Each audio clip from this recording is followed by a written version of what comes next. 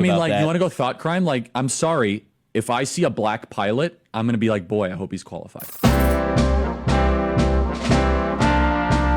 They were pioneers who blazed a trail through the war-torn skies over Europe. Before the Tuskegee Airmen of World War II, no black American had ever been a U.S. military pilot. After the Tuskegee Airmen, the U.S. military would never be the same. Widespread discrimination prevented African Americans from flying during the First World War. For the next 20 years, the pressure would slowly build to allow black pilots to serve in the sky.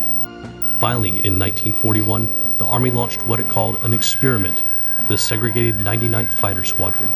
That squadron would train at an airfield near Tuskegee Institute in Alabama, and thus the Tuskegee Airmen were born. And not all were black.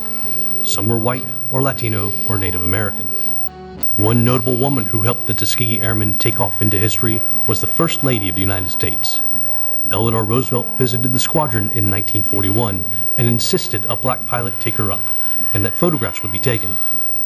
These photographs helped convince President Franklin Delano Roosevelt to send the unit into action, first in North Africa and later in Europe.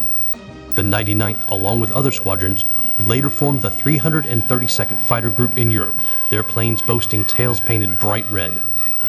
In Europe, the airmen would fly more than 15,000 sorties, completing an unequaled 1,500 combat missions, all while showing great courage, skill, and dedication. Because we've all been in the back of a plane when the turbulence hits or when you're flying through a storm and you're like, I'm so glad I saw the guy with the right stuff and the square jaw get into the cockpit before we took off, and I feel better now.